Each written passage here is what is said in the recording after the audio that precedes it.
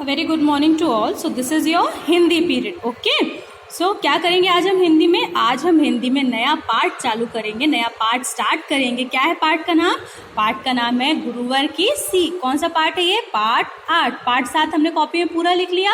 आज हम क्या करेंगे? पाठ 8 की रीडिंग और एक्सप्लेनेशन करेंगे. ठीक है. तो क्या नाम है पाठ का?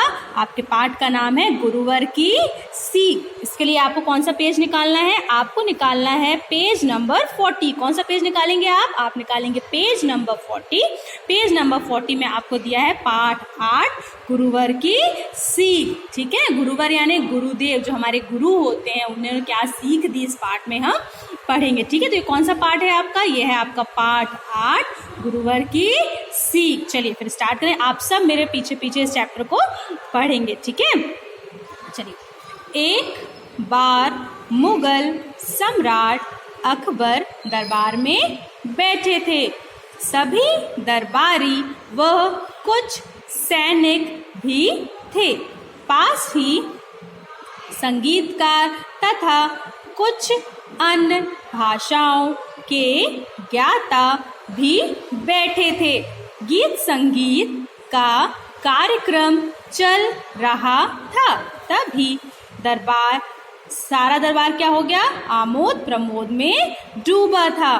लोग की खुशी का पारावार नहीं था. क्या दिया है इसमें? इसमें दिया हुआ है कि राजा अकबर जो थे वो मुगल सम्राट थे. मुगल सम्राट मीन्स राजा थे.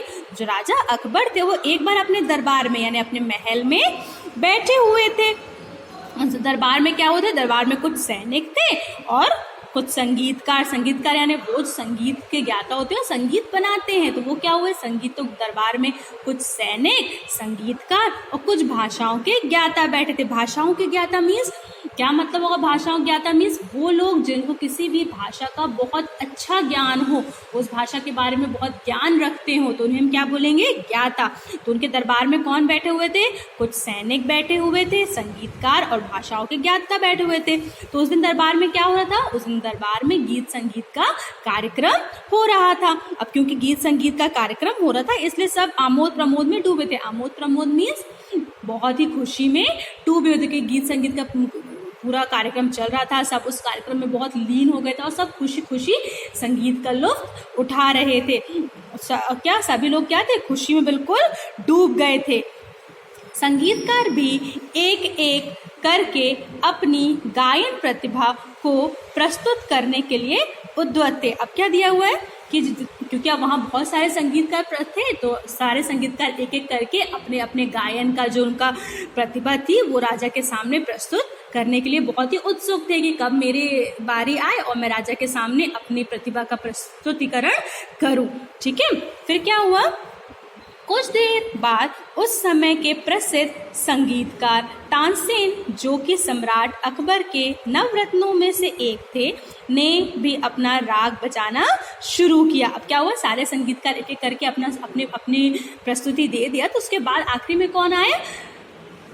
सबसे आखिरी में आए उस समय के सबसे प्रसिद्ध संगीतकार. जो जब राजा अकबर का जो समय चल रहा था उस समय के जो सबसे प्रसिद्ध संगीतकार थे वो थे तानसेन. ठीक है. तानसेन कौन थे? तानसेन जो थे वो राजा सम्राट अकबर थे, उनके दरबार के 9 रत्नों में से एक रत्न थे. 9 रत्न मीन्स जो राजा अकबर थे उनके दरबार में 9 ऐसे लोग थे जो हर किसी भी अपने अपने क्षेत्र में बहुत ज्यादा प्रसिद्ध थे. तो राजा अकबर ने उनको क्या नाम दिया हुआ था? 9 रत्नों का नाम दिया हुआ था. अब इन्हीं 9 रत्नों में से एक रत्न थे वो थे कौन था? संगीतकार तानसेन. तो अब ऐसे तानसेन क्या हुआ? ने भी अपना राग बजाना नहीं, जैसे फिर वो भी आए, उन्होंने भी अपना संगीत का जो भी प्रस्तुतिकरण था वो राजा के सामने शुरू किया. उनके संगीत बजाते ही स्वर लहरियां गूंजने लगी. सभी लोग तानसेन को मंत्रमुग्ध होकर सुनने लगे. अब स्वर लहरियों का मतलब क्या होता है कि जैसे उन्होंने गाना शुरू किया, उनके गीत की जो मधुर आवाज से बहुत ही अच्छी आवाज थी वो पूरे ही दरबार में गूंजने लगी और सभी उनके गाने को सुन के क्या हो गए? मंत्रमुग्ध हो गए. मंत्रमुग्ध होना मतलब कि बिल्कुल उनके अंदर शांति आ गई, क्योंकि तानसेन जो थे वो इतने मधुर संगीत में गा रहे थे कि सभी उनका गाना सुन के कैसे हो गए? मंत्रमुग्ध हो गए, खुश हो गए. फिर क्या हुआ? जब तानसेन ने संगीत बजाना बंद किया तो अकबर ने कहा, तानसेन तुम्हारी तरह दूसरा संगीतज्ञ नहीं है। अब जैसे ही तानसेन जो थे उन्होंने अपना पूरा गायन खत्म किया, उनका गाना के जो स्पष्टीकरण था वो खत्म हुआ। उसके बाद राजा अकबर ने उनसे कहा कि तानसेन, तुमसे ज़्यादा अच्छा संगीतज्ञ कोई है ही नहीं। क्या बोला उन्होंने कि तुमसे अच्छा संगीतकार दुनिया में और कोई है ही नहीं। फिर उन्होंने क्या कहा, उन्होंने कहा मुझे तुम पर फक्र है। क्या कहा उन्होंने बोला कि मुझे तुम पे फक्र है, मुझे तुम पे बहुत गर्व है कि तुम मेरे 9 रत्नों में से एक रत्न हो। फिर यह बात सुनकर तानसेन ने कहा, जहाँपना, ऐसा कहकर आप मेरे गुरु का निरादर ना करें। उनकी तरह दूसरा संगीतज्ञ अभी तक मैंने नहीं देखा। जैसे ही सम्राट अकबर ने तानसेन को कहा कि तुम्हारी तरह कोई संगीतकार है ही नहीं दुनिया में, ये सुनकर तानसेन ने उन्होंने कहा कि सम्राट, ऐसा कहकर आप मेरे गुरु की क्या ना करें, ऐसा करके आप मेरे गुरु का अपमान ना करें, क्योंकि मेरे ख्याल जैसे गुरु की तारीफ करी तो जो तानसेन थे उन्होंने कहा कि दुनिया में मेरे गुरु से अच्छा कोई भी संगीतज्ञ नहीं है, इसलिए आप मेरी तारीफ ना करें, क्योंकि मुझसे भी अच्छा संगीतज्ञ कौन है, मेरे गुरुवर हैं, इसलिए आप ऐसा कहकर उनका अपमान ना करें। फिर क्या हुआ, यह बात अकबर जैसे से महान सम्राट के लिए बहुत बड़ी थी। वह बोले, तानसेन, आपके गुरु का क्या नाम है। अब जैसे ही तानसेन ने उनसे कहा कि आप ऐसा कह के मेरे गुरुवर का अपमान ना करें, ये बात सुन के सम्राट अकबर को गुस्सा आया और उन्होंने उनसे पूछा, चलो अपने गुरु का नाम बताओ कि तुम्हारे गुरुवर का क्या नाम है, मैं उनसे मिलना चाहता हूँ। उनका नाम क्या था। जब तानसेन ने बोला कि उनका नाम स्वामी हरिदास है। क्या नाम था उनके गुरु का, उनके गुरु का नाम था स्वामी हरिदास। तानसेन बोले। इसके बाद उन्होंने सम्राट को स्वामी हरिदास का पता बताया तथा कहा कि आप वहां सम्राट के वेश में नहीं जाना, क्योंकि इस वेश में उन्होंने होने से हो सकता है कि गुरुवर आपको कुछ भी ना सुनाए। अब जैसे सम्राट ने कहा उनसे कि अपने गुरुवर का नाम बताओ, मैं उनसे मिलने जाऊंगा, मैं भी उनके संगीत सुनना चाहता हूँ।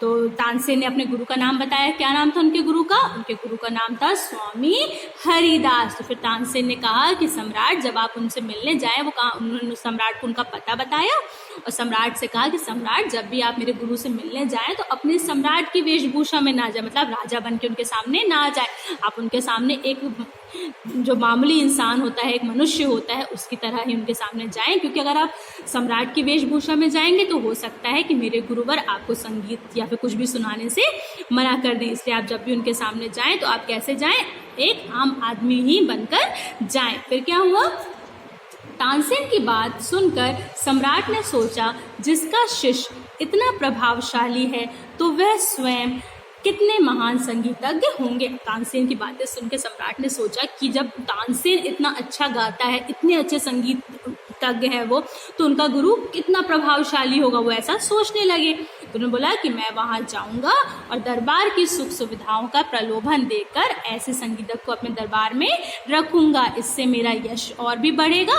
ऐसा सोचकर सम्राट अकबर स्वामी हरिदास से मिलने चल दिए। अब दोनों ने सोचा कि जब तानसेन इतना अच्छा है तो उनके गुरु कितने अच्छे होंगे। ये सब सोचकर उन्होंने क्या निश्चय किया, उन्होंने निश्चय किया कि मैं उनसे मिलने जाऊंगा और उनको ये सारी प्रजा का प्रलोभन दे के कि हाँ, आपको वहाँ पे इतने सारे खाने को इतना अच्छा सामान मिलेगा, मैं आपको अच्छे खासे आपके संगीत सुनने पे आपको उपहार दूंगा, आपको बहुत अच्छा राजमहल मिलने को मिलेगा। इन सब चीज़ों का प्रलोभन देकर मैं उनको क्या करूंगा, अपने दरबार में ले आऊंगा और इससे क्या होगा, मेरी यश में बहुत उन्नति होगी और हर जगह मेरा मान क्या होगा, बढ़ जाएगा। इसलिए वो क्या किया उन्होंने, इसलिए वो स्वामी रविदास से मिलने चले गए। फिर क्या हुआ, जब वह स्वामी हरिदास के पास पहुंचे उस समय स्वामी जी अपने संगीत साधना में लीन थे। क्या हुआ, अब जैसे ही जो सम्राट अकबर थे वो जैसे ही स्वामी हरिदास के पास पहुंचे, उन्होंने क्या देखा कि स्वामी हरिदास में क्या थे, अपनी साधना में लीन थे। साधना मतलब में वो अपने संगीत की जो साधना थी उसको करने में वो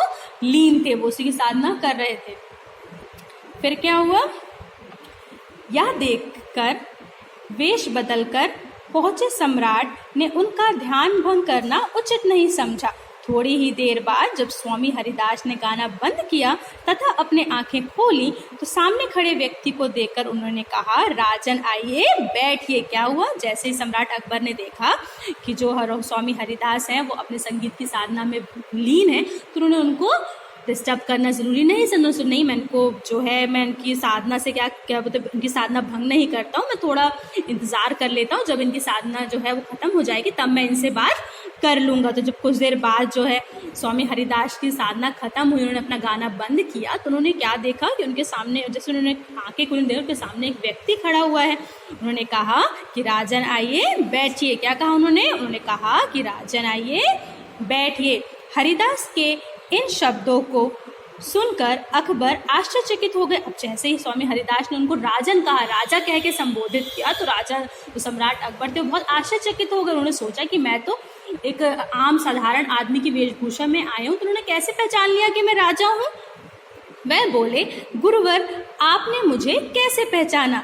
हरिदास बोले, राजन वेश बदलने से वास्तविकता नहीं छिपती, जिस तरह फूल की सुगंध दिखाई नहीं देती, केवल उसका अनुभव मात्र किया जाता है, उसी प्रकार कुछ प्राप्त करने के लिए वेश नहीं बल्कि विचारों व भावनाओं में परिवर्तन की आवश्यकता होती है। क्या कहा, जैसे राजन ने जो सम्राट थे उन्होंने अकबर स्वामी हरिदास से पूछा कि स्वामी जी मैं तो एक साधारण मनुष्य की वेशभूषा हूँ, फिर आपने मुझे कैसे पहचान लिया कि मैं सम्राट अकबर हूँ।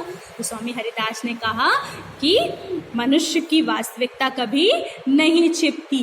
वास्तविकता नहीं छिपती मतलब आप जो है वो आप कभी इसको छुपा नहीं सकते। जिस तरह जो फूल है हम उसकी सुगंध को देख नहीं सकते पर हम उसकी सुगंध को महसूस कर सकते हैं, उसी तरह से आपका क्या है, आप अगर कुछ प्राप्त करना चाहते हैं तो उसके लिए आपको आपकी वेशभूषा नहीं देखी जाएगी, क्या देखा जाएगा कि आपके विचार और आपकी भावनाएं कैसी हैं, इसकी ज़रूरत पड़ती है। फिर क्या हुआ, स्वामी हरिदास के इन शब्दों का सम्राट अकबर पर बहुत गहरा प्रभाव पड़ा। स्वामी ने उनको समझाया कि जब आप किसी से कुछ मांगने गए हैं तो ये नहीं ज़्यादा महत्व है कि आप बड़े इंसान हैं कि आप छोटे इंसान हैं, ज़्यादा महत्वपूर्ण क्या है कि आप किस भावना से वो चीज़ लेने गए हैं। तो इन शब्दों को सुनकर जो सम्राट अकबर थे उनके ऊपर बहुत गहरा प्रभाव पड़ा।